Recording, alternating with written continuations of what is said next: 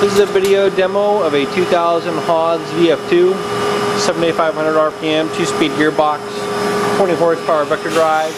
We'll do a quick walk around.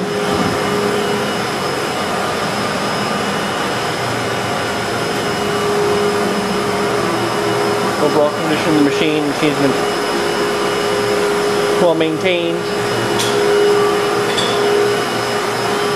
Serial number plate, as you can see, it's a VF-2, serial number 20305, build date of April of 2000.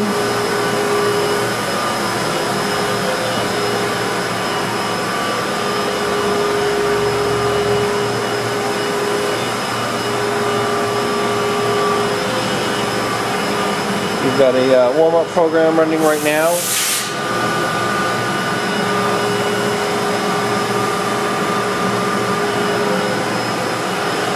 Just let this run for a second.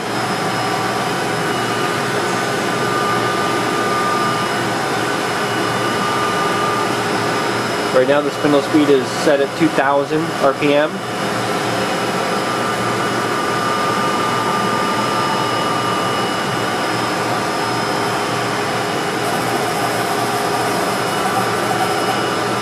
.20 pocket HAAS umbrella style tool changer.